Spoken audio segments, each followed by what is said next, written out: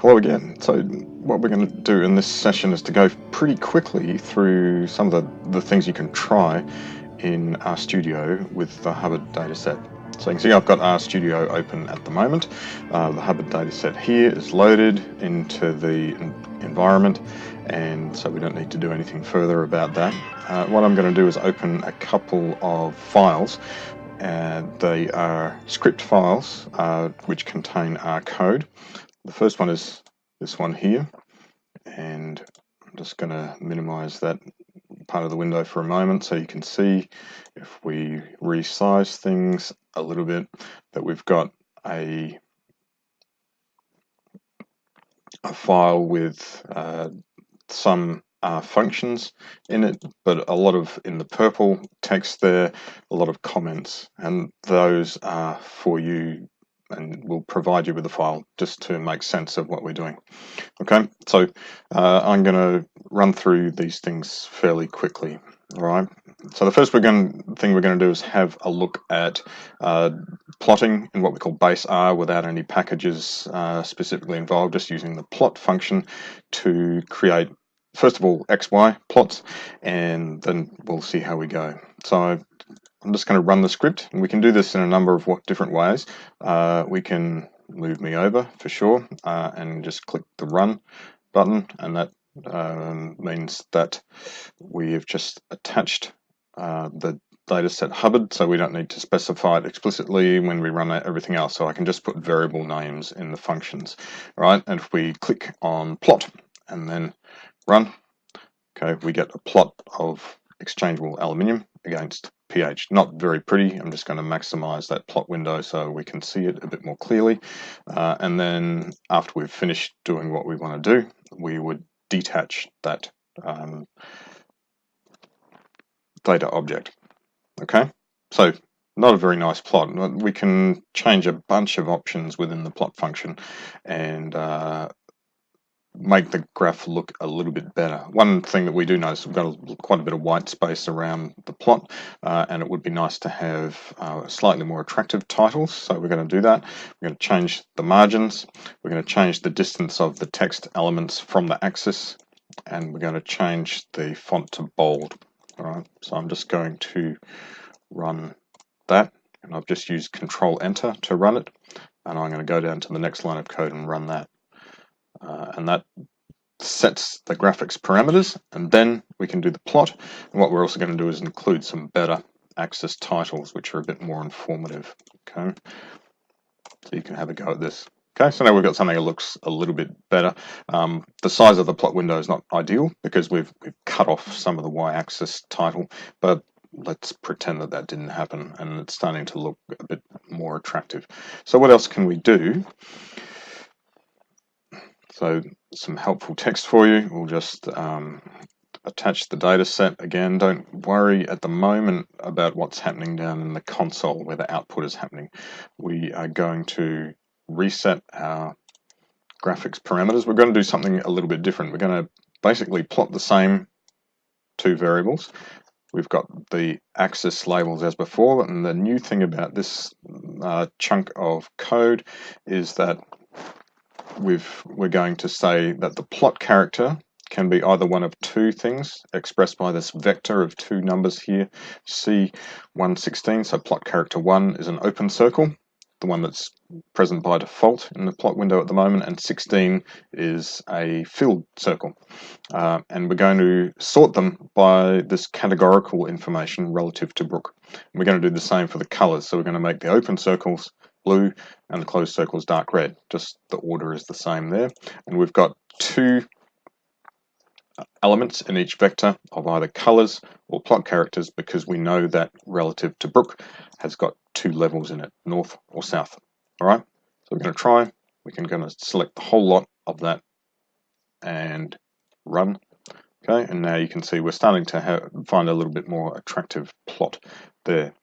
Okay, one final thing that we might want to do that is missing is to generate a legend. So again, the comments, let's make them a little bit more visible, tell you what's going on. This is a legacy of something else, so we'll get rid of it. But we're going to add the legend. So the thing about the legend to notice is that we need to put it somewhere in the graph, top left, so it's going to sit around about here. We need some text to go with it, and these are going to be the levels of relative to Brook. And we can just run that chunk of code by itself, and we can see what those levels are. And there they are, north and south. So our text is going to be north and south. Let's see how it all works in a minute. And then we're going to specify the same plot characters and exactly the same colors as we did here in the plot function. And we're going to give the legend a little title. Okay, so let's run all that. And there's what we get. Now, because of the scale of the plot, it's obscured one of the points, so you might want to think about what to do about that. We could, for example, change the plot title to make the whole thing a bit narrower, and we'd just run that code again, and then that looks a little bit tidier. Okay, so we can make the graph look quite good. So that's plotting in base R. Let's move along a little bit, and there's a package called CAR, the companion to applied regression, which we've discussed before, and that also has a plot which is based on the base R plotting, but it's got a few more tweaks and things that we need. If we want to load a package or a library of extra functions into R, we just use the function library. There's something else that we can do, and we're going to set up our plot parameters as well, and so on. So we'll just run those two bits of code. Nothing hopefully will happen over here because we didn't run a plotting function, but now we've got a new plotting function, scatterplot, and we set it up slightly differently. We don't have to attach the data because we specify the data set that we're going to use in as one of the arguments in the scatterplot function. We specify the legend slightly differently, and these relate to the size of different text elements and things like that, and we can change some of those if you want. But okay, so let's run that and see what we get. Okay, so you notice that we get the same sort of plot effectively. It's not split by groups yet, we can do that, and it's got a couple of extra things on it. We've got these marginal box plots which actually tell us something about the distribution of each variable. pH seems to have a slight negative skew towards lower values, a slightly positive skew shown by the outliers on the box plots towards higher values of exchangeable aluminium. All right, now there's some text to explain that as well. Okay, now what we can do, and here's another way to do colors, we can define our own color palette. R comes with one already, so if we just use the palette function with no arguments in it, we'll get it, and there's actually that's the same as that because I've already run this before. Bother, I'll show you what we can do. Don't do this at home. We're going to run that and then have a look at what the default palette is. Okay, so those are not great colors. There are some in there that don't look very good on a white background, like cyan or yellow. They're not very visible. The green is a bit light as well. So what we're going to do is create our own and then draw the scatter plot, but we've got this extra little bit of code here. The vertical bar meaning group by relative to Brook, and we're going to specify plot characters relative to Brook. As you remember, it's only got 2 levels, so the plot will only use the first 2 of the colors and the plot characters, but you get the idea.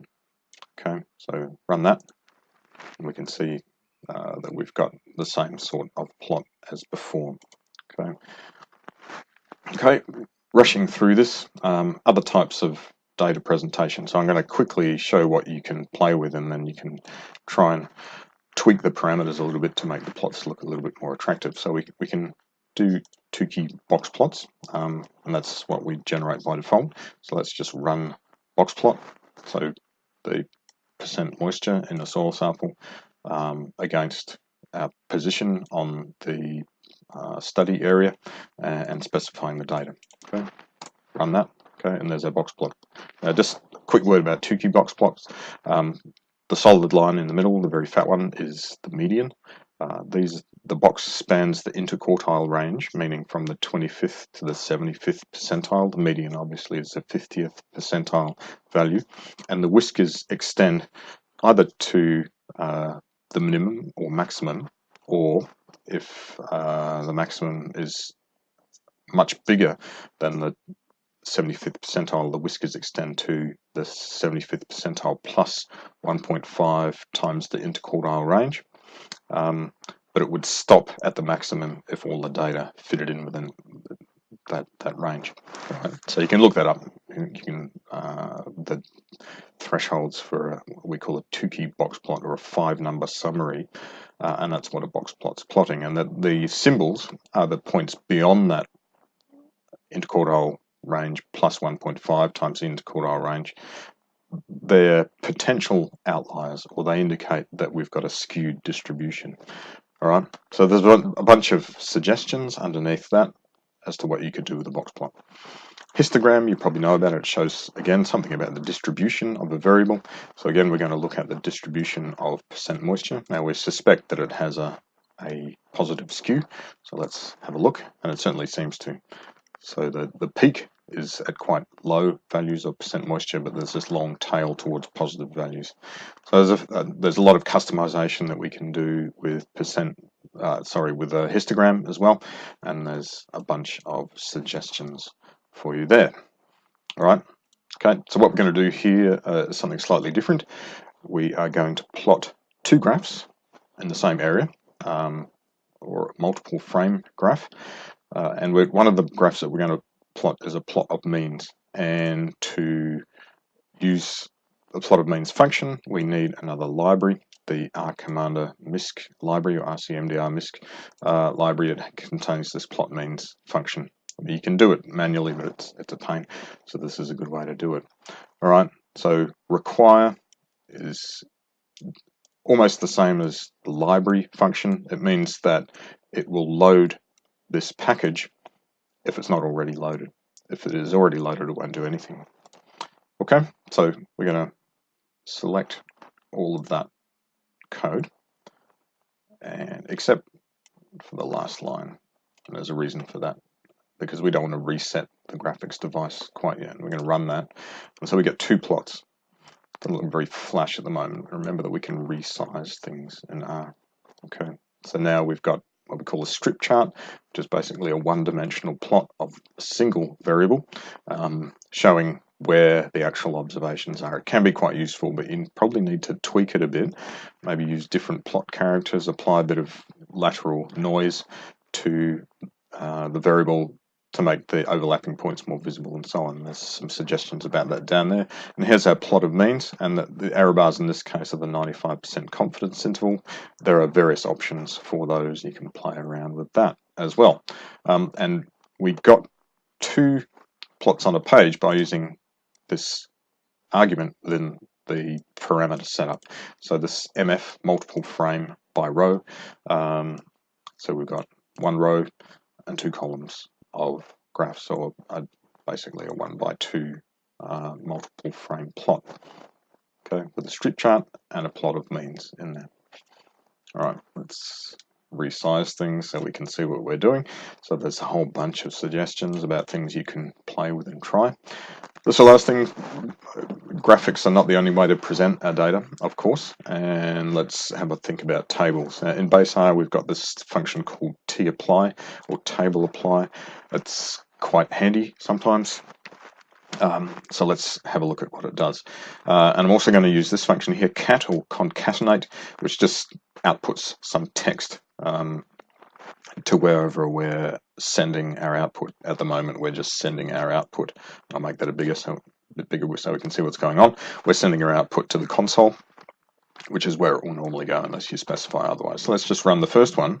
And so we get a very, very simple one-way table of the mean of our variable, exchangeable nickel in this case, just because, and split by this factor, Hubbard relative to Brooke, which we know has got two levels, north and south, and so it's calculating the mean in each case.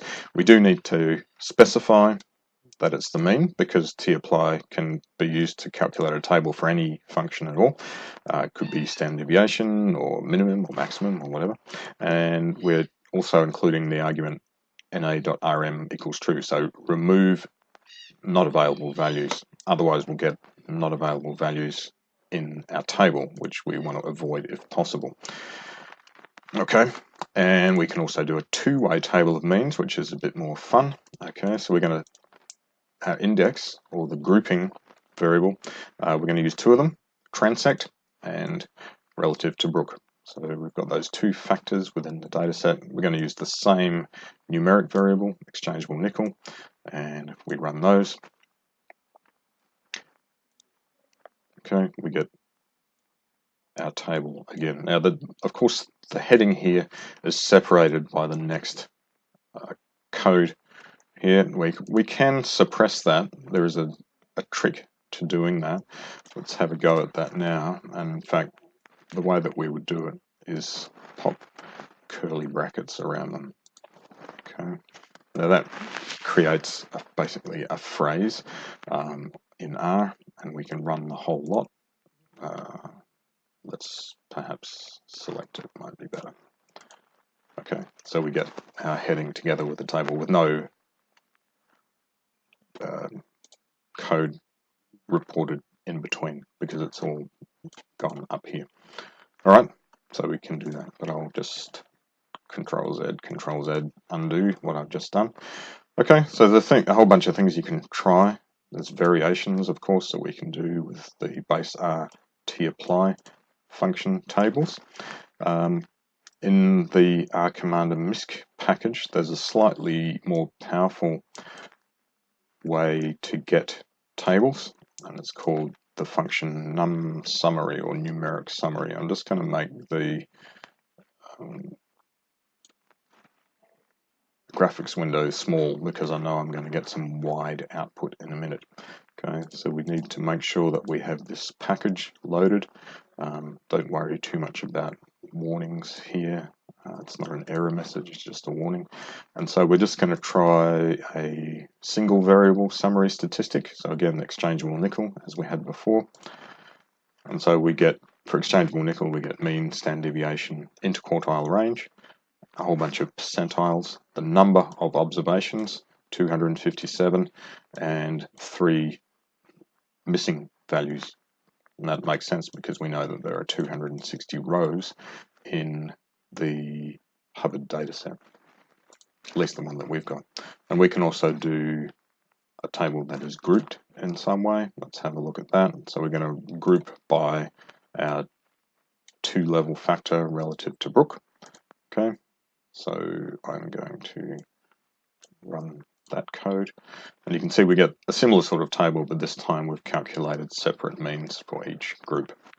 All right, so all the missing values, for example, were north, there were none south, but there was like more values north and south, but it's pretty balanced.